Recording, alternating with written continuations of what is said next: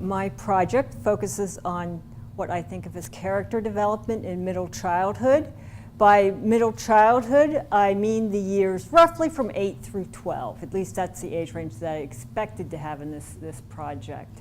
The behaviors that I'm looking at that I think of as representing character or reflecting character are prosocial behavior in childhood, things like sharing your materials with others. Let's see if I can get this. Like these two girls.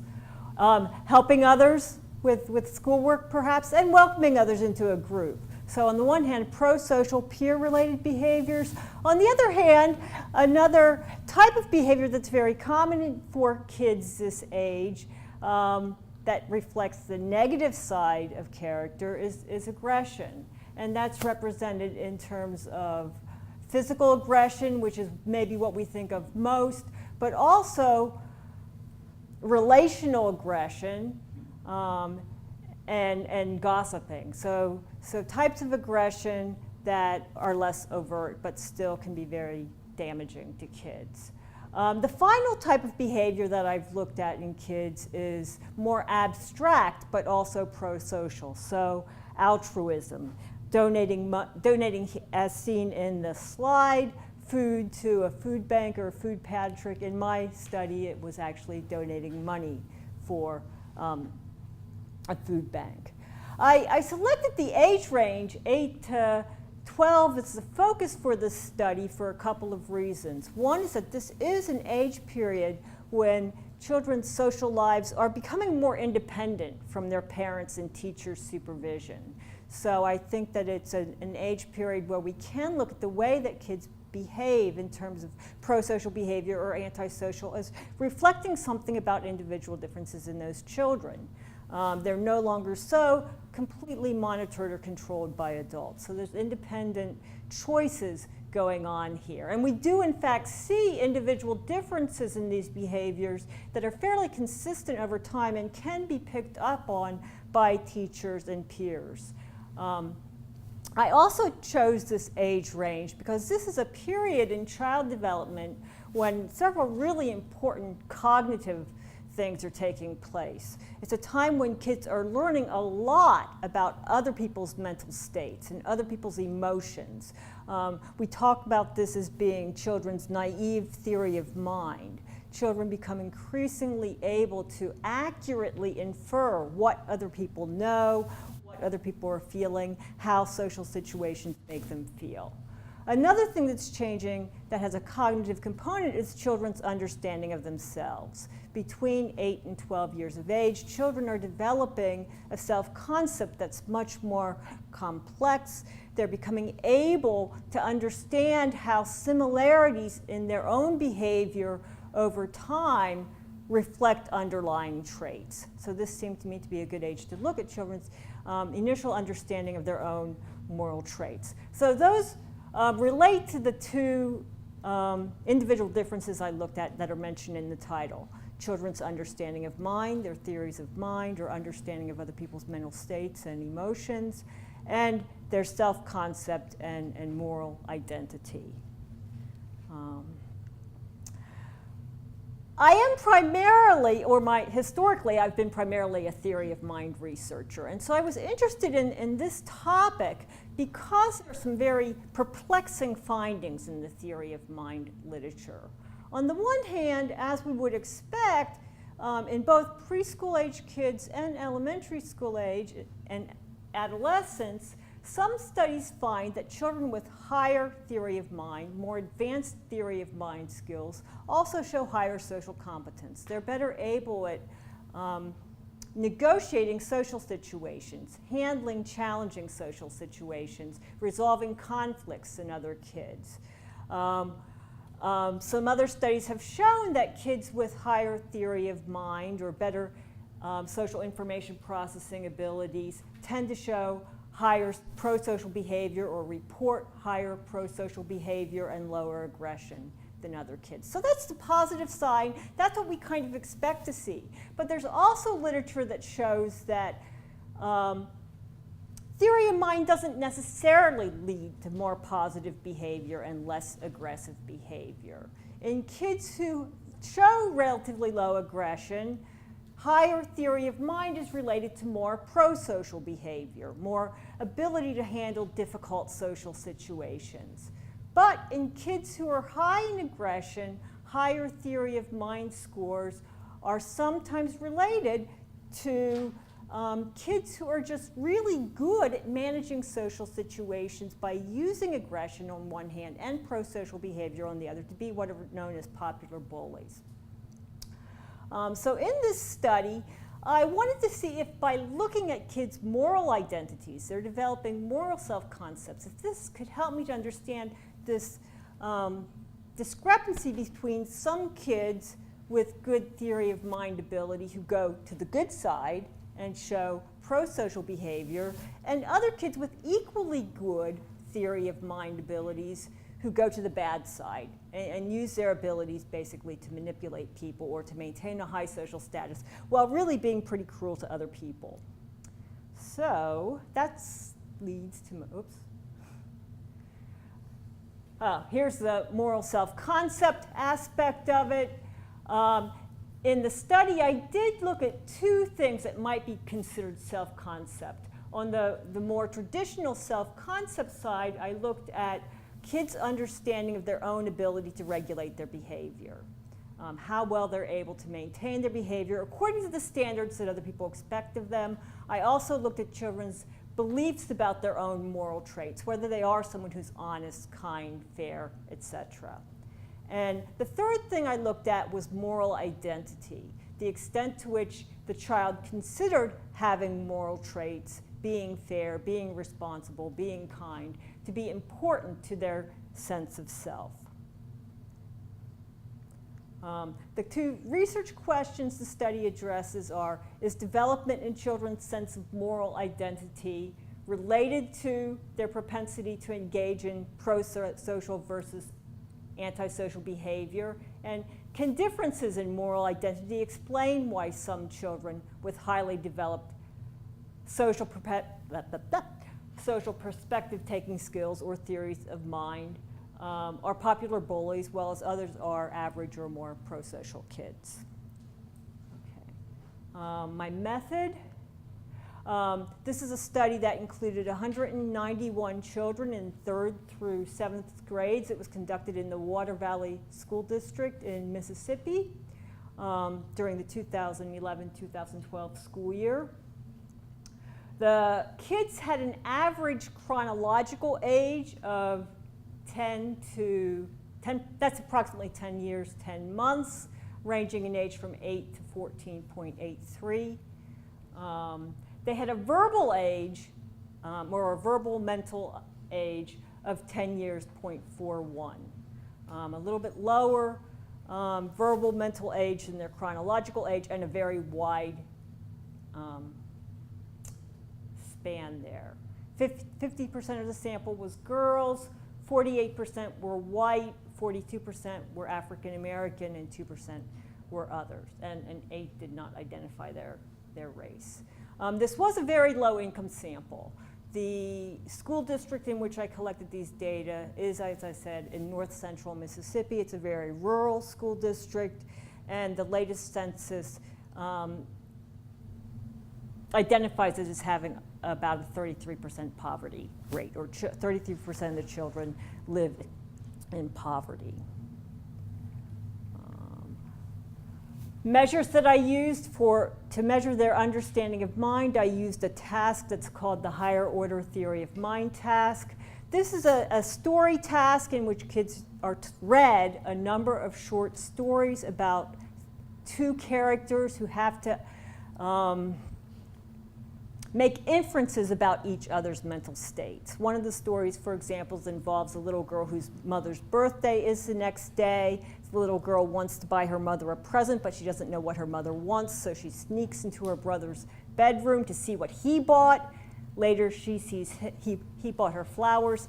She sees her brother, and she doesn't want her brother to know that she saw what was in his room, so she says she doesn't know, and he says her something. And then they have questions looking at different levels of recursive perspective taking. From level 1, just dealing with desires. Anna wants to buy a birthday present for her mom. Level 1 is equivalent to what we call a first order belief. Anna thinks Ben bought flowers for her mother. All the way up to level 4, Ben thinks that Anna knows that he knows that mom wants flowers for her birthday. Previous research with this task had indicated that most kids in the 10 to 11 years of age can get level 3. Level 4 is very difficult. And that's about what I found in this study. For moral self-conduct, the kids completed the behavioral conduct scale of the Harder self-perception profile for children. I also asked them 6 questions about their moral traits. These were phrased, well, actually I have a slide that tells you that in a moment, and the moral identity questionnaire by Aquino and Reed, which has 2 subscales, internalization, which is questions that relate to the extent to which being a moral person, having moral traits, is important for the child. How important it would be to have those traits to feel happy. Symbolization has to do with the extent to which having moral traits is something that you want to display to the rest of the world. So it's between the importance to your sense of self, the importance to self-presentation. In terms of some items, the behavioral conduct items had to form. Some kids often do not like the way they behave, but other kids usually like the way they behave. Moral traits. Some kids tell lies to get what they want, but other kids tell the truth even when it's hard. For all of these, the kids had to choose which was more like them and then say whether it was really true of them or just sort of true to them, so that we had a 1 to 4 scale. For internalization, it would make me feel happy to be like this kid. They would first imagine a kid who was kind, responsible, caring, helpful, friendly, and honest. And then they would answer these questions. It would make me feel happy to be like this kid, or it would make me feel bad to be like this kid. With respect to symbolization, I often buy things to show that I'm like this kid, or I don't go out of my way to buy things to show that I would like this kid. So that's the understanding of mind and moral self-concept part of it. In order to measure their character, I also had both peer and teacher reports of each child's level of aggression and each child's level of prosocial behavior at school. The peer reports were actually peer nominations on a sociometric measure. So every child in the study rated or was asked who were the children in their class or in their grade who showed various characteristics, including physical aggression, verbal aggression, relational aggression, and various types of prosocial behavior. The teachers, and they had the opportunity to nominate any other kid from the study. We then calculated the number of nominations each child received and standardized that across the grade level.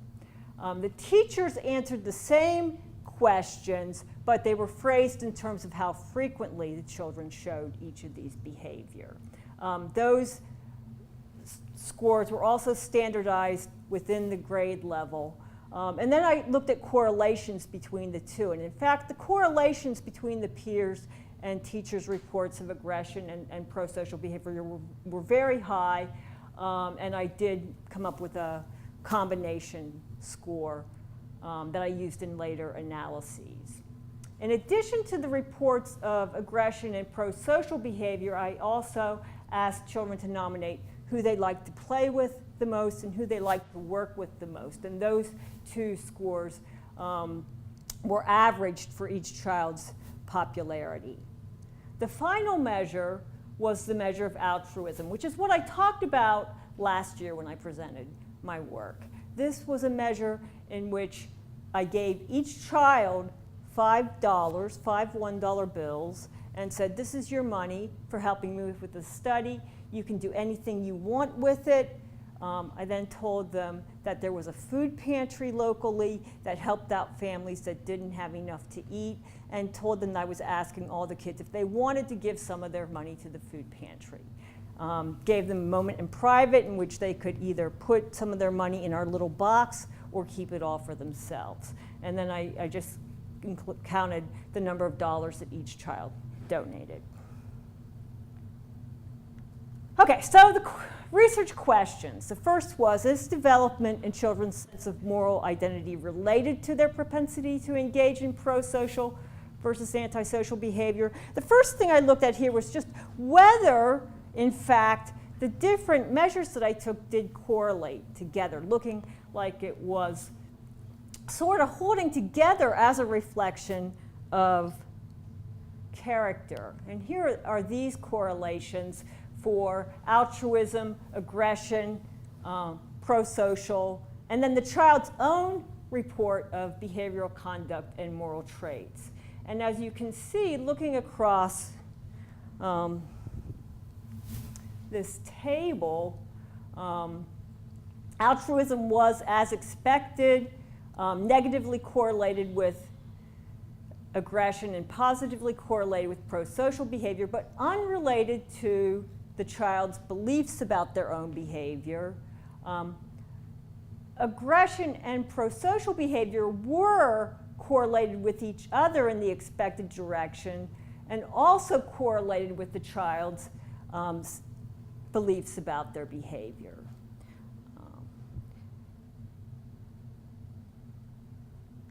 And it turns out that essentially the same pattern emerged when I looked at the internalization scale of moral identity. Okay. I'm not going to point because it just confuses me. But as you can see, aggression, prosocial behavior, behavioral conduct, and moral traits were all intercorrelated with the internalization subscale of the moral identity scale. Nothing was significantly correlated with symbolization. But what this indicates is that kids between 8 and 14 are starting to have a sense of who they are in terms of their traits and how well they can regulate their behavior. And it's fairly accurate.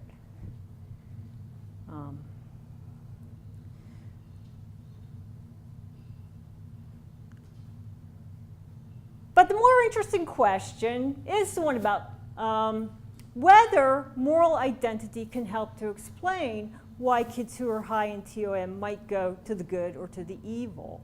Do kids who have a stronger sense of morality being important to them tend to use their theory of mind skills to enhance prosocial behavior, minimize aggression, and kids with a lower moral internalization score showed the opposite pattern? Well, before I could really address that question, I first had to look at my data to see if I actually saw the same pattern that other researchers have found, where kids with the same level of theory of mind showed different patterns of involvement in aggression and prosocial behavior. And I think that is what the next slide shows you. Yes. This graph is a little confusing, so let me talk you through it. The x-axis, the white lines, the horizontal lines, is 0. These are z-scores that are being graphed here. Z-scores ranging from -1, meaning 1 standard deviation below average, to +1, meaning 1 standard deviation above average, with the white line being equal or the mean.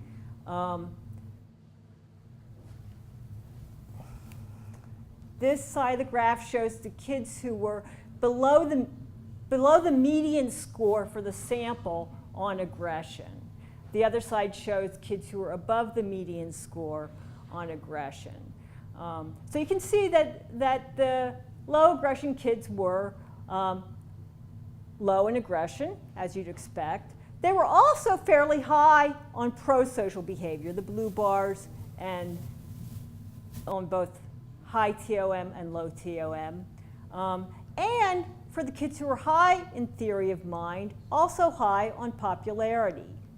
For the kids who were low on theory of mind, however, they were surprisingly low on popularity, which is the number of nominations they got from other kids that liked to play with them or did not like to play with them. In the high aggression side, we see the opposite patterns: high aggression and relatively low prosocial for kids who are high in theory of mind, high aggression, even lower prosocial in kids who are low theory of mind.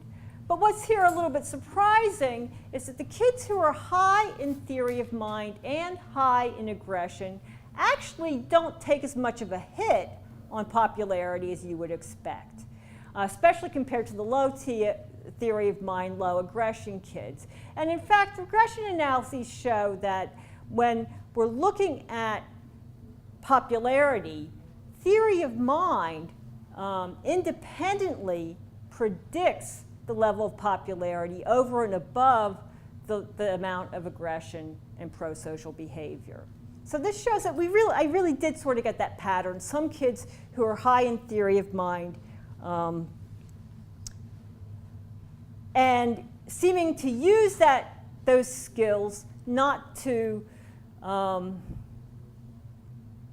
regulate their behavior, not to engage with others in prosocial ways, but rather to strategically engage in aggression and prosocial behavior to maintain a relatively high level of social standing. So the question is, does that reflect their moral identity, or is that related to differences in moral identity? This slide does show the results of regression analyses looking at how different factors predict aggression and prosocial behavior for kids who are high in theory of mind. What you can see here is that in addition to the expected demographic variables, verbal age and the unexpected race variable, kids' own assessment of their behavioral conduct and their moral identity were related to, did predict both their level of involvement in aggression and prosocial behavior. For aggression, the factors that were predictors were verbal age. Kids with higher verbal mental ability were less aggressive. White kids were less aggressive. Kids who saw themselves as being good at regulating their behavior were less aggressive. And kids who felt it was important to be moral saw themselves as less aggressive. Similarly, kids with more verbal ability, girls, white kids, kids who saw themselves as good at regulating their behavior, and kids who thought it was important to be moral were more likely to be involved in prosocial behavior. So in fact, moral internalization, the importance of being a moral person, is predictive of both less aggressive and more prosocial behavior, but only for kids who are high in theory of mind. For kids who are low in theory of mind, the only factors that predicted their aggression or prosocial behavior was in fact sex. Boys were more likely to be aggressive, girls were more likely to be prosocial. The last thing I want to look at is altruism. If you recall from the correlations, altruism didn't fit in with kids' understanding of self or their self-concept in the same way that aggression and prosocial behavior did. But I thought, well, okay, so the way that aggression and prosocial behavior work in kids, it's not that you end up with a group of kids who are all aggression and a group of kids that are all prosocial. Kids vary in terms of how those two characteristics combine in their behavior. So the sample includes approximately equal groups of kids who are high in prosocial behavior and low in aggression, kids who are relatively low in both, kids who are high in prosocial behavior and high in aggression, and kids who are low in aggression and whatever I didn't say. So I wanted to look at the interaction and see if perhaps that was related to moral internalization. So what I was predicting here was the level of altruism on the various demographic variables, as well as the overall rate of prosocial behavior, the overall rate of aggression, the interaction, and their moral internalization score. And the only thing that predicted the level of altruism was chronological age, verbal age, and race. And I'll give you a bit of a glance at what this looks like. With here, this is the amount they donated by grade and race, with grade standing in as a rough proxy variable for verbal age and chronological age. The white bars are the white kids, the blue bars are the African American and other kids. And what you can see here is that at every grade after third grade, the white kids were donating more of their money. And the other change is that the donations did increase with age. So I'm not really sure what to make of this. Yeah, I was just wondering, how crucial for the money that the family of virgins have?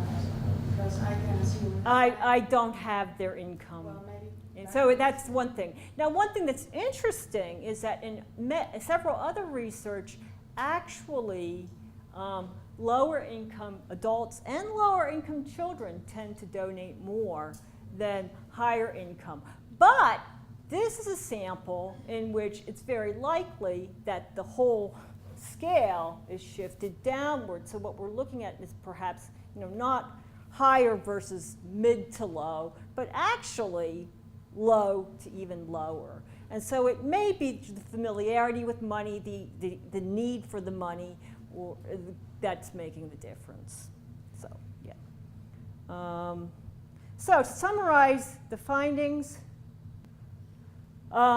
both positive and negative social behavior and self-concept measures are related in ways that suggest that children's behavior with peers, especially, reflects a stable underlying character, or something that's stably part of the child, and also reflects their sense of self. Both self-concept, their perceived competence in behavior regulation, and their moral identity, internalization, predict variation in positive and negative social behavior, but this is true only for kids with higher theory of mind, suggesting that something about having a higher theory of mind or understanding subjective states, or perhaps more ability to reflect on their own mental states, is necessary before moral internalization can play a role in helping to regulate behavior.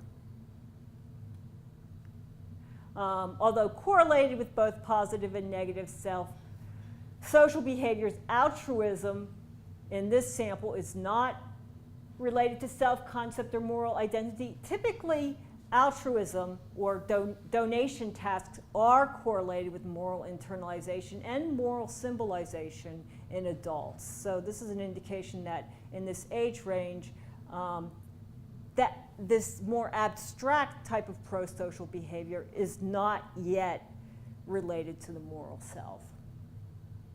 Okay, prosocial behavior toward abstract others, not yet integrated into children's concepts of a moral self. Okay, well, thank you. Certainly to the administrators, teachers, and pupils of the Water Valley School District, the students who worked with me at the University of Mississippi, as well as some additional students who've worked with me at Slippery Rock University, the Character Project, and the John Templeton Foundation.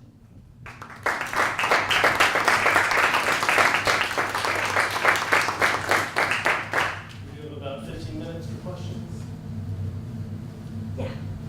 Okay, this is a very general kind of question.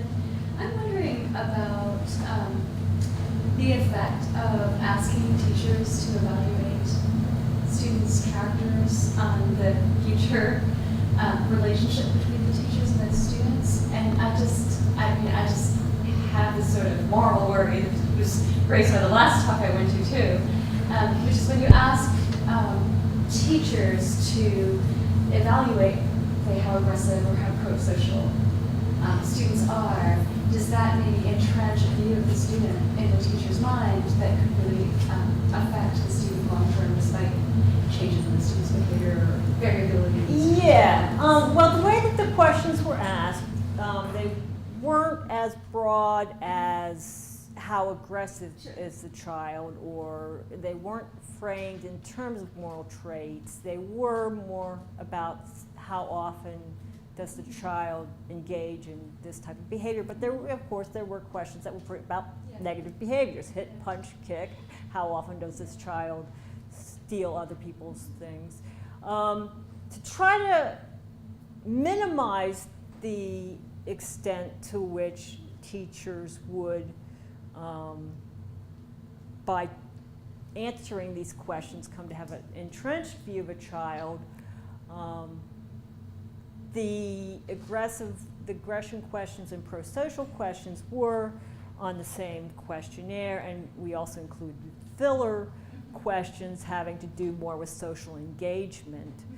But other than that, I don't know. I think teachers certainly do have opinions about the behavior of their students, and they certainly, in many other circumstances, for example, when they write up reports to send kids to the principal's office, they are reflecting on and reporting on kids' behavior. So for that reason, I wouldn't see it as a big concern. But I did definitely not frame the questions in terms of, is this child an aggressive child? Yeah. Other questions? Yeah. So I wanted to ask of the theory of mind and whether it predict. I wasn't sure. I might have. There was a lot of data. And I couldn't Yeah. But did the theory of mind predict aggression or prosocial behavior? No, it didn't. Because it sure looked on the graph like. What? Well, let's go back there. There was no significant correlation with aggression, either as a zero-order correlation, and certainly not after parceling out verbal ability. What about prosocial? But prosocial there was, yeah. And I didn't have that correlation on there, but yeah, there was a significant correlation with prosocial behavior even after parceling out verbal. You had all the bars that Yeah. looked like it was. Yeah, and that's, so in that slide, it's a little, okay. Yeah, it looks like as you go to high from Right. prosocial's going up on both. Right, and the thing about here, so these groups are defined in terms of the level of aggression. So, they're high aggression group and low aggression group, but they're not defined in terms of prosocial behavior. So that doesn't have to be like this, but it is. And yeah, so there is a positive correlation between theory of mind and prosocial behavior, but no correlation whatsoever with aggression. Do you have any explanation for that? Well, not a good one. I would have expected, that's sort of where this all came in, that I would have expected that. So the idea with theory of mind is that, kids are acquiring ability to understand what other people are thinking, how the situation affects other people, what they want, how they'll think if they want certain ways. So the idea among theory of mind researchers has always been when kids get this ability, they'll be able to resolve conflicts more readily, they'll be able to they'll be able to resolve conflicts more readily. But the other thing about theory of mind, they're also able to cheat a lot better. They're able to lie more convincingly. They're able to think about what other people want in order to keep other people from getting what other people want. So it's a double-edged sword.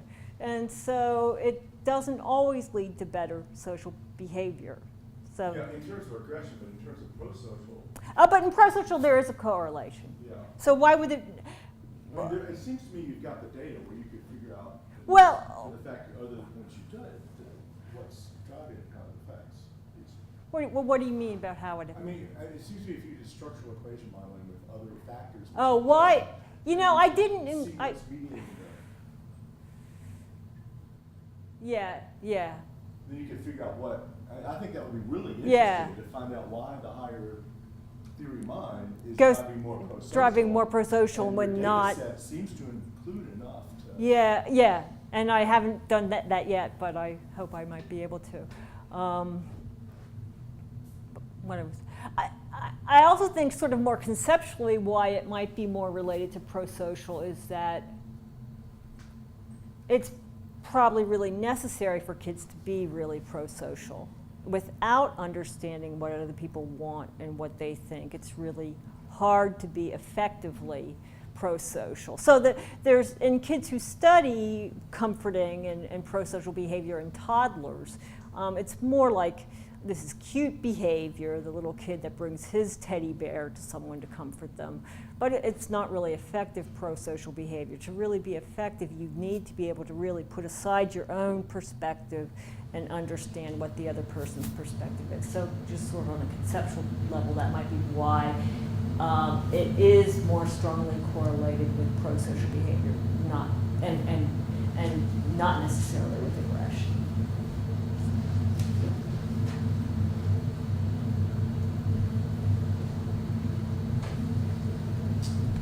Yeah, I just have a question about the popularity. I mean, I was thinking that there's this strange effect of high aggression, but higher, the theory of mind has this effect on popularity. So I was wondering if you have any idea why that would do that. I mean, one of the things I was thinking just like would be ask popularity questions. I mean, one way you could ask would be, would you want to play with Jenny? One answer could be yes, because Jenny's really cool, right? Popular in that sense. But another thing could be, would you enjoy playing with Jenny? And that's like very priming and very different. So I was wondering, did you kind of parse those or aim for? Well, those this you can imagine like this those correlating with the theory of mind stuff. I don't know. this measure here is actually a social preference measure. So the question was, who are the kids you like to play with most? I didn't say why do you like to play with, but who are the kids you like to play with most? Who are the kids you like to work with most? I did have a couple other questions that kind of get at them. One was, who are the popular kids in the class? And the other was, who is unpopular? I included the social preference measure here because I'm not sure about the sociometrics or the psychometric properties of the other questions. The popular one in particular, there are some kids whose ID numbers just would come up over and over and over. So just the number of nominations you get overall sort of inflates that popularity, which is sort of getting at it. It's just who are the kids who are sort of stand out in the class. And then this one's more social preference. Who are the kids who you like to interact with? So then why is... Negatively correlated with the, yeah, I mean, that's just the low aggression, low... right? Yeah, this isn't a correlation. This is just low aggression. So it's their popularity here is below the mean, but not very much. The one that's surprising here is for the low TOM. Why those kids who are low in theory of mind, but still doing a lot of prosocial stuff and very, very low in aggression, why they aren't more liked. And I don't know. I might be able to figure it out after looking more at the I Babel. mean, one thing is that you put together, I think, two very different kinds of kids by including gossiping Yeah, and physical aggression. there are a lot of, Those have very, very different meanings for, and I think not just kids, but adults, right? So you might want to be in with the gossipy girls and you know, that actually. might be Yeah, I good, want to you know, look whereas at the that. political- I haven't looked at it yet, but I can look at whether there's a different relationship between aggression and social preference in boys and girls. And I also haven't looked yet at whether I got the standard sex differences on the types of aggression that they're involved in. But I have to say, just from looking at the sociometrics and entering all the nominations, and that it really was pretty common to see the same ID numbers come up for who hits, who kicks, who does this, and who's popular, as well as sometimes who do you like to play with. Now, in some, and it did seem to come up in some friendship dyads or peer dyads, that aggression is part of how kids communicate with each other. So it did seem that for some kids, even though a friend might be fairly aggressive, they still like that kid a lot. So, and then there are other kids and other kids that no one liked. There were kids in the sample that no one liked, and definitely that came across loud and clear both in doing the interviews and entering the data. For why that would be related with low theory of mind, I think there's very likely that these are kids where they might do prosocial things, but they're not doing them right. They're not doing them effectively. They're not sharing when other kids want them to share. They're not helping when other kids want them to help. Things like that. Yeah. Did you screen for autism? We didn't. Yeah. So the kids that we interviewed were all in regular education classes. But they could still be on the spectrum. They could still be on the spectrum, and no, we didn't screen for that at all. First of all, isn't that the future us's of the world, and the future academics of the world? In that low TOM, I hope not.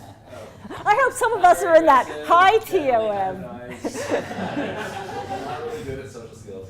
None of you guys, of course. But my question is really about the single behavior you had not correlating with the traits. Right.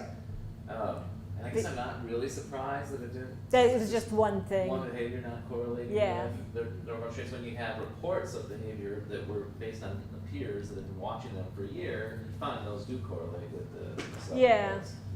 And it's surprising even that those single behaviors correlate with anything at all, really. And because the meaning of giving money that you just got paid to do an experiment. Well, and to food do it bank, 3 it's not- times throughout the year. we went back and went back and went back. And, So that's their average of 3 times. well, no, they just got the money once.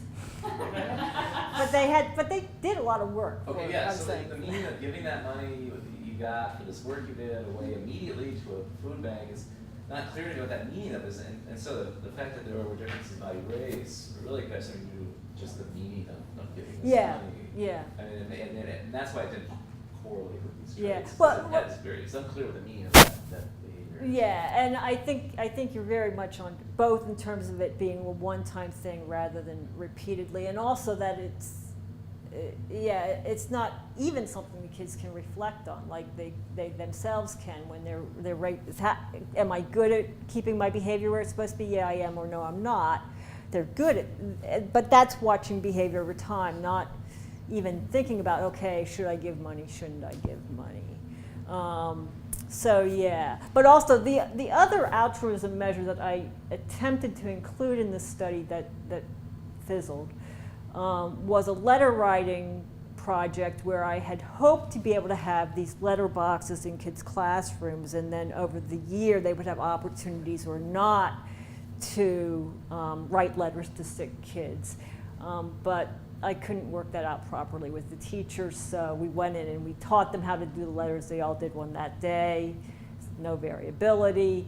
And then some teachers put the boxes in the closet, and some assigned their students to do it. And that possibly would have gotten at over time, does it relate more than this did? But those are both good points.